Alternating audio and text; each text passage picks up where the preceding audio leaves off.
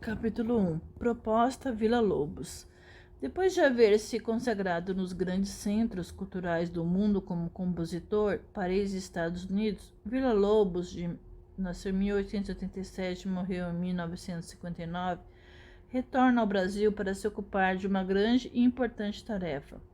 Com a implantação do canto orfeônico através do decreto número 19.890 de 18 de abril de 1931 e a consequente indicação de Vila Lobos para as funções de orientador de música e cantor orfeônico no então Distrito Federal, o compositor abdica de grande parte do seu tempo, normalmente utilizado para compor, para dedicar-se à causa da educação musical e artística brasileira. Seus primeiros passos foram a criação do curso de Pedagogia e Canto Orfeônico, cursos de especialização e aperfeiçoamento, além de cursos de reciclagem intensivos, a propaganda junto ao público mostrando a importância e utilidade do ensino de música, inclusive com programas radiofônicos, criação do Orfeão de Professores do Distrito Federal, a seleção e preparação de material para servir de base de formação de uma consciência musical. E como não podia deixar de ser, o folclore brasileiro foi o esteio principal, resultando deste esforço o guia prático.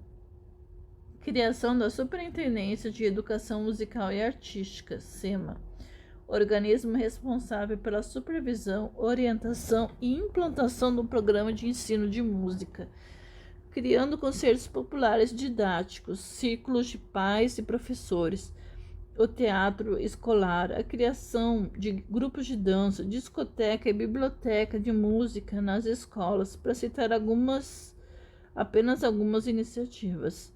Como resultado de todo este empreendimento, surgem bandas escolares e inúmeros corais, que tinham como palco as grandes concentrações orfeônicas. Cabe ainda ressaltar os livros Solfejo primeiro e segundo volumes, Canto Orfeônico primeiro e segundo volumes, além de outras contribuições de Vila Lobos sob a forma de artigos, muitas vezes resultantes de conferências por ele proferidas e que serve como base e fonte de estudo sobre a implantação do canto orfeônico, seus objetivos, relevância, procedimentos, programas, diretrizes e conceitos. Os conservatórios educam artistas ou fabricam músicos, técnicos, literatos ou amadores, que todos os anos egressam de seus cursos para enfrentar o terrível problema da subsistência, porque o público da atualidade, desviado na sua maioria de manifestações artísticas e principalmente no que se refere à música, não tem interesse em ouvi-las. É indispensável orientar e adaptar nesse sentido a juventude dos nossos dias, e começarmos esse trabalho de educar musicalmente muito cedo com as gerações mais novas, sobretudo as crianças de 5 a 14 anos. Seu fim não é o de criar artistas nem teóricos de música, senão cultivar o gosto pela mesma e ensinar a ouvir. Todo mundo tem capacidade para receber ensinamentos, pois, sendo capaz de emitir esses sons para falar, pode emiti-los também para cantar.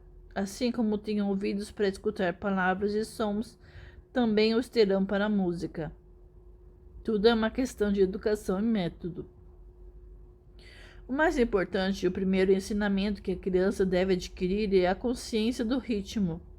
Esta lição deve realizar-se sem a intervenção de som algum, senão com golpes marcados e ajustados a um ritmo determinado pelo metrônomo, empregado da seguinte maneira. Primeiro, um só golpe para cada um dos movimentos do metrônomo, até que tenham compreendido perfeitamente o que é e o que significa a unidade de movimento e de tempo extraída do funcionamento natural, que determina a existência das coisas, dos fatos e de todos os fenômenos biológicos. Em seguida, subdivididos em 2 golpes, mais tarde em 4, depois em contratempo com o metrônomo, até perceberem a síncope. E assim irão realizando pouco a pouco exercícios diversos, conducentes ao mesmo fim. Transcorridos alguns meses dessa aprendizagem, os alunos terão uma noção tão precisa de ritmos que uma ou mais classes reunidas poderão marcar simultaneamente ritmos distintos, sem a menor confusão ou tropeço. Depois de transmitir ao aluno a consciência do som, far-se-á emitir os sons com seus nomes correspondentes, notas, até se chegar a idênticos resultados, como os dos exercícios de ritmo. Dar-se-á começo, então, aos exercícios destinados a formar a consciência do timbre, por meio da prática de sons com diferentes vogais, para depois se adquirir a consciência dinâmica, mediante exercícios de entoação, emitindo-se um som só, através de todos os matizes, do crescendo ao diminuendo. Ainda se obterá a consciência do intervalo com exercícios de vocalismo, de escalas e arpejos, podendo também ser feito por intermédio do monossolfa desenvolvido, e finalmente a consciência do acorde, com exercício do gênero das escalas a 2 e a 3 vozes simultâneas, na ordem do acorde de terça e sexta de preferência. Depois de assimilados esses elementos, encontrar-se-á o aluno em melhores condições de preparação para o estudo da teoria do solfejo. Não sendo difícil, portanto, que em poucos meses se possa realizar o que somente seria possível em vários anos, se não fossem empregados exercícios prévios para melhor sentir conscientemente a música. Os conhecimentos musicais, para serem justificados numa cadeira especializada de qualquer universidade, deverão basear-se nos princípios do indiferente para o consciente e do consciente para o subconsciente. Arminda Neves de Almeida, Dona Mindinha, segunda esposa de Villa-Lobos, dedicada à divulgação da obra do compositor, fundou e dirigiu o Museu Villa-Lobos durante muitos anos. Em seu depoimento ao Museu da Imagem e do Som, diz que o maior defeito das escolas e conservatórios, na opinião de Villa-Lobos, era que estes não davam ao aluno consciência musical, e ele sobre isso esclarece. Quando digo que os nossos métodos são defeituosos, não me refiro a nenhum professor ou método ou escola. O problema da pedagogia musical era visto por Villa-Lobos em 4 diferentes aspectos que se seguem. Primeiro, compreensão exata e fundamental da terminologia musical. Os termos musicais são muitas vezes utilizados ao caso, sem que se saiba sua significação exata. Um exemplo evidente disso é o emprego dos termos clássico, romântico, popular e folclórico, sem nenhum conhecimento do seu significado, muito utilizados pelos amantes da música. O primeiro caminho seria o esclarecimento dos mesmos, eliminando-se assim a confusão existente. Na música artística, há estreito conceito de que só está certo o que for copiado das regras escolares. Costuma-se confundir ignorantemente regras com leis e lógica. Há cerca de 12 anos, empreendemos no Brasil uma reforma completa da música, em que visamos precisamente evitar os falsos valores. Primeiramente, procuramos distinguir entre música papel, expressão por ele utilizada para se referir ao ensino teórico destituído de vivência, e a música som, de modo a tornar bem claro que se a música não vive pelo som, não tem nenhum valor, qualquer que seja o estado acadêmico e se ele devotou.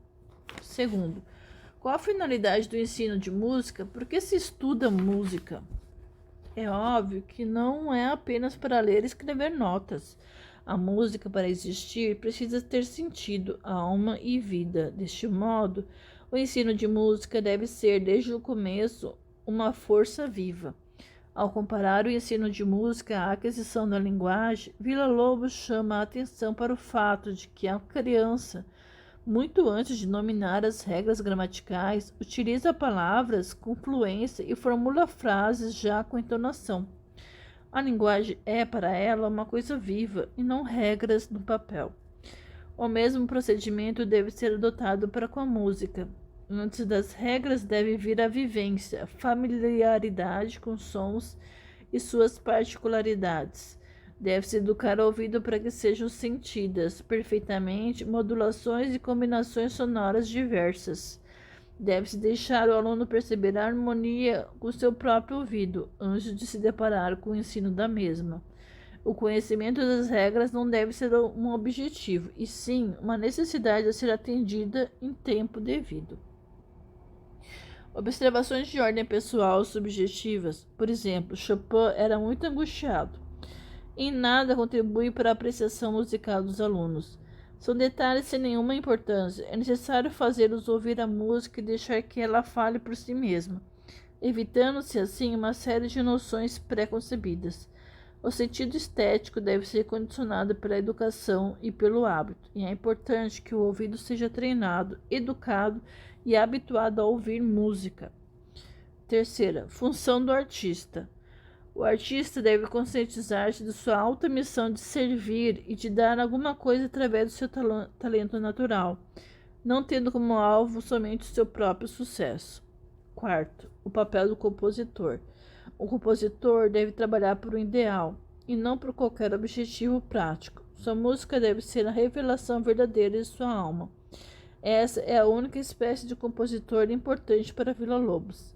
O compositor deve esforçar-se para encontrar sua verdadeira expressão e, para isso, estudar o legado musical da sua terra. Somente assim poderá compreender a alma do seu povo.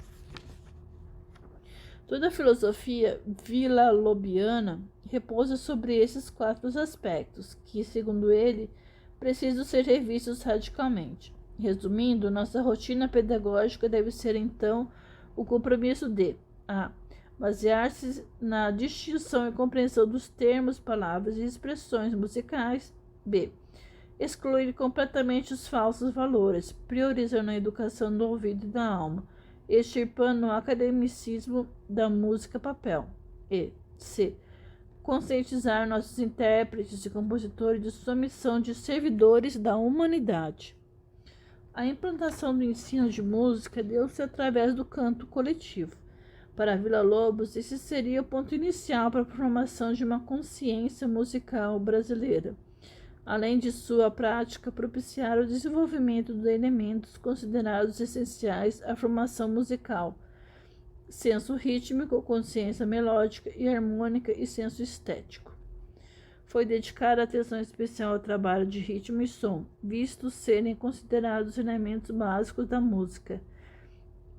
As disciplinas responsáveis por esse treinamento, execução dos valores e intuação dos intervalos foram respaldadas com a criação de um material didático específico, coletânea de solfejos, canto orfeônico e guia prático. Passamos agora ao conteúdo do programa do ensino do canto orfeônico. Curso primário, primeira série. Elementos gráficos. Gráfico das cantigas de roda, clave de sol, pauta e notas. Elementos rítmicos. Unidade de movimento e declamação rítmica das cantigas de roda. Elementos melódicos, exercícios de entoação dos sons da escala. Elementos harmônicos, intervalos. Segunda série.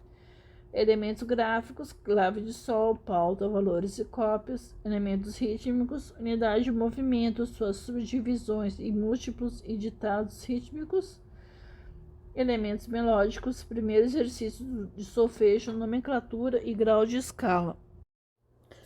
Elementos harmônicos, intervalos. Terceira série.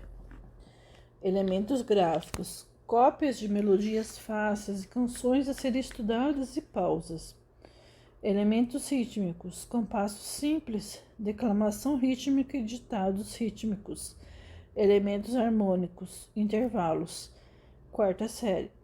Elementos gráficos, acidentes, ligadura, linhas suplementares, cópias de canções a serem estudadas e sinais de intensidade.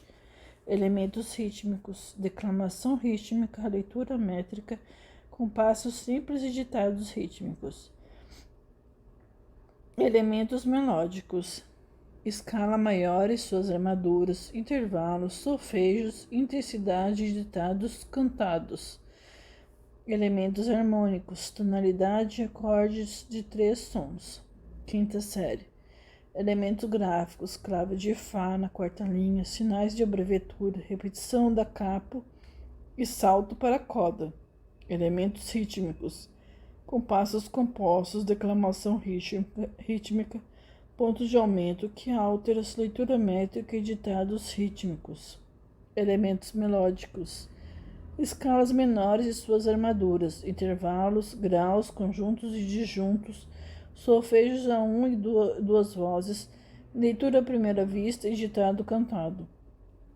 Elementos harmônicos, tonalidade, acorde de 4 sons, meio de conhecer a tonalidade de um trecho. Curso ginasial. Primeira série. Elementos gráficos, pautas, linhas suplementares, claves, valores, pausas, pontos de aumento e de diminuição, ligaduras, acidentes, armaduras e cópias de hinos e canções a serem estudados. Elementos rítmicos. Unidades de movimento, compassos simples, leitura métrica, ditados rítmicos fáceis, declamação rítmica, quialtras e anacruse. Elementos melódicos, intervalos, graus, escalas maiores e suas relativas, teoria e prática. Elementos harmônicos, intervalos harmônicos. Segunda série. Elementos gráficos, sinais de expressão, cópias de canções a serem estudados e sinais de repetição. Elementos rítmicos, leitura métrica, ditado rítmico, compassos compostos, síncope e declamação rítmica. Elementos melódicos, escalas maiores e menores, teoria e prática, solfejos de 1 a 2 vozes, ditado cantado, intervalos e suas inversões. Elementos harmônicos, tonalidade, teoria e prática, arpejos e acordes de 3 sons. Terceira série. Elementos gráficos, cópias e canções a 4 vozes. Elementos rítmicos, leitura métrica, ditados de ritmos variados, declamação rítmica, correlação entre compassos simples e composto, contratempo e andamento. Elementos melódicos, conhecimento mais completo das escalas maior e menor, teoria e prática, ditados cantados, construções das frases curtas, solfejos fáceis à primeira vista. Há uma voz, solfejo na clave de Fá, na quarta linha. Intervalos cromáticos e enarmônicos e ornamentos. Elementos harmônicos, acordes perfeitos, maior e menor, e suas inversões, teoria prática e noções de tons vizinhos. Quarta série. Elementos gráficos, cópias de canções de a 3 e 4 vozes. Elementos rítmicos, leitura métrica, andamentos, metrônomo, teórico e prático. Ditados rítmicos mais desenvolvidos, compassos mistos, alternados e fracionários. Elementos melódicos, escalas cromáticas, teoria e prática, ornamentos, prosódia, aplicação das palavras nas melodias, escala geral, escalas enarmônicas, ameríndias, ditados cantados a 1 e 2 vozes, solfejo à primeira vista, a 1 e 2 vozes. Elementos harmônicos, acordes de 4 sons, tons vizinhos e série harmônica.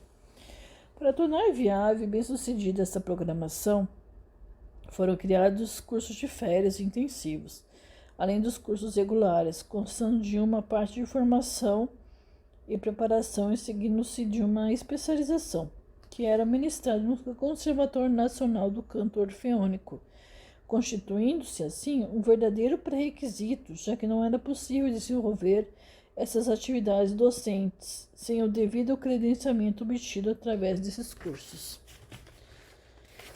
Uma contribuição altamente relevante foi a implantação do ensino da música desde o curso primário, fruto da importância que Villa-Lobos atribuía ao ensino de base, pois, como ele mesmo dizia, tenho muita fé na criança e no jovem.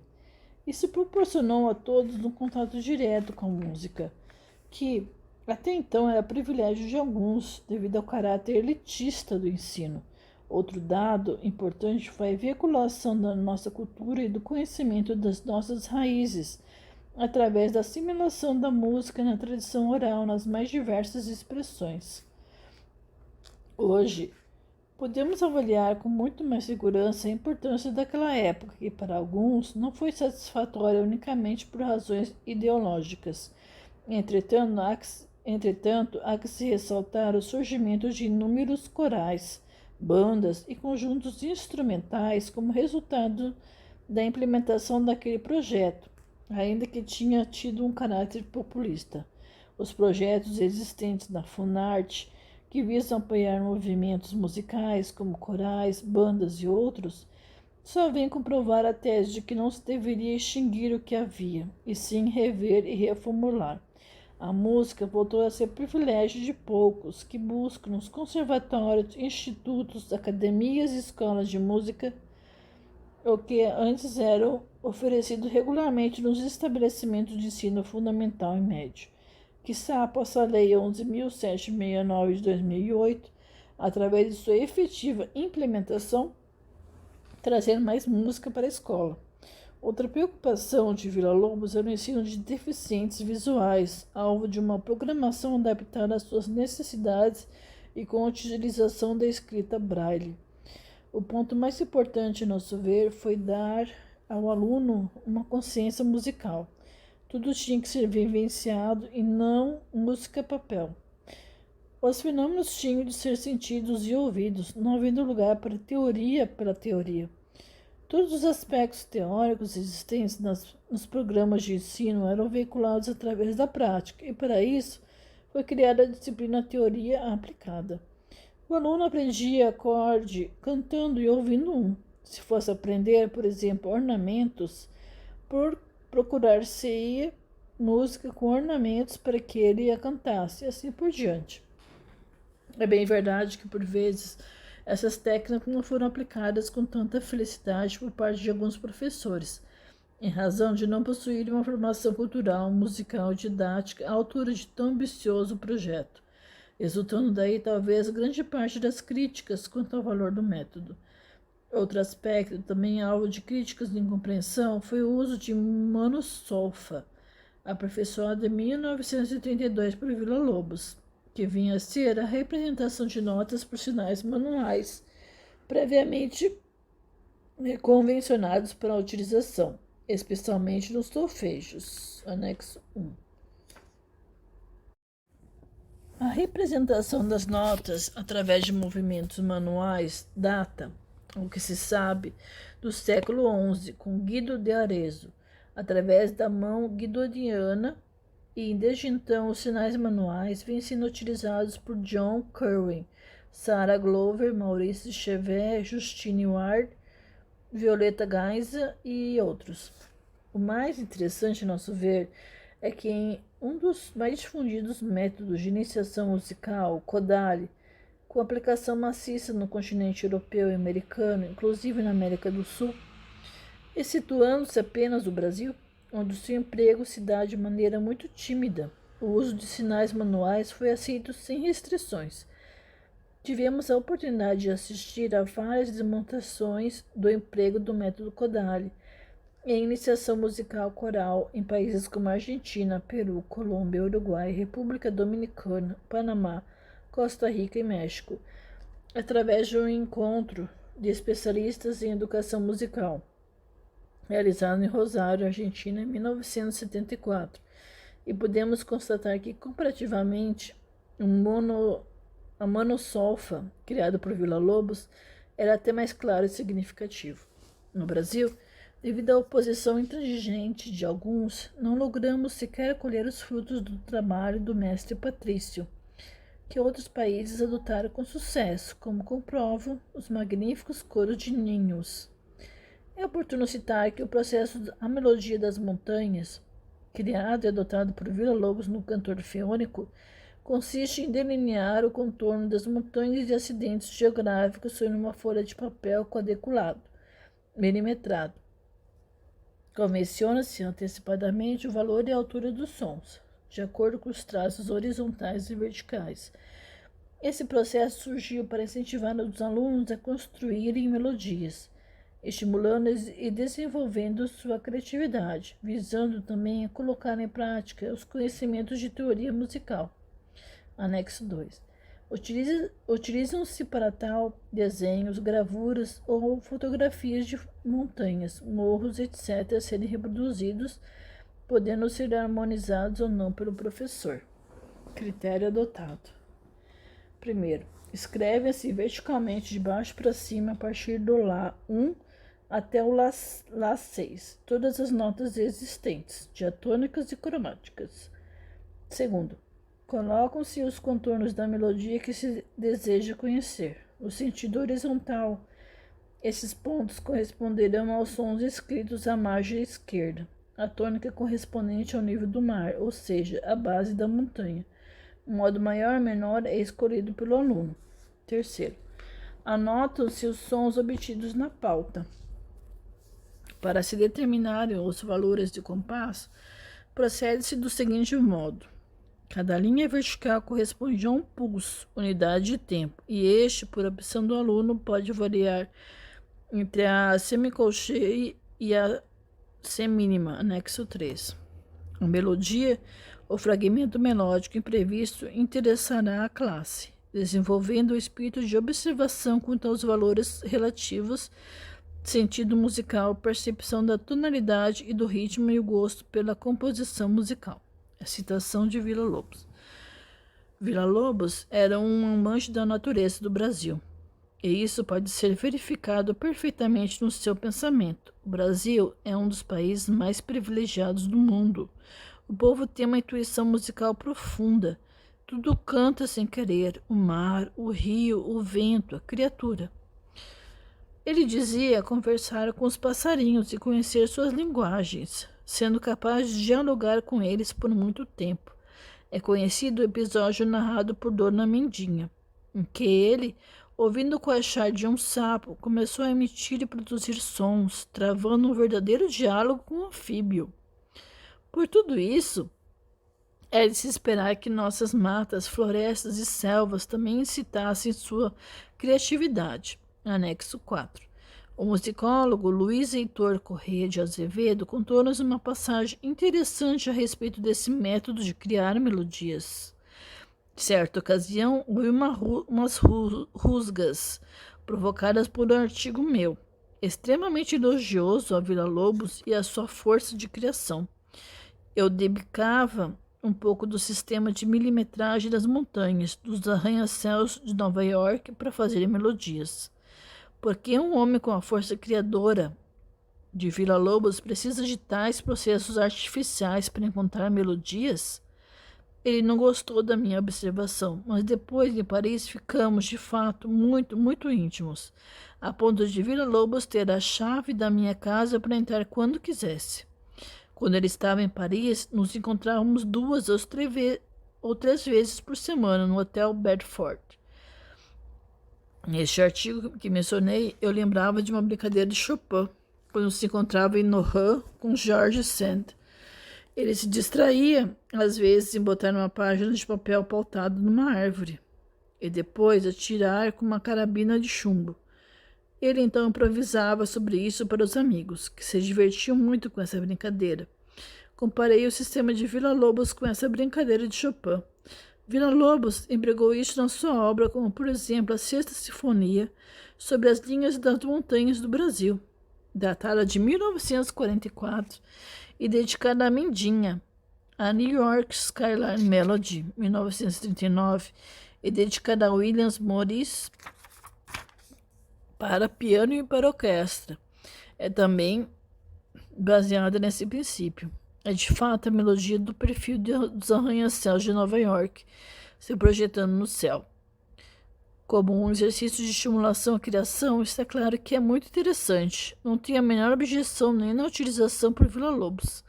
Achava engraçado que um homem de tal imaginação, de tal criação, tivesse que recorrer a um processo desse para inventar melodias, já que tinha uma imaginação sonora em comum. Comunicação Pessoal, em 8 de setembro de 1987. Há uma relação muito grande entre os processos existentes na escrita planimétrica, assim designada por H.J. Quell-Reuter, e também conhecida por grafia proporcional, e o processo criado por Villa-Lobos. Se observarmos as mais recentes publicações dos autores Dennis Bryan, George Self, John Painter, Murray Schafer, em especial sua obra publicada em 1969 pela BMI Canada Limited, intitulada El Nuevo Paisaje Sonoro, vamos encontrar muitos pontos em comum. Mais uma vez, Villa-Lobos se projetou além do seu tempo. Infelizmente, nos dias de hoje, todos os processos utilizados por ele, visando o ensino musical, não estão mais sendo aplicados.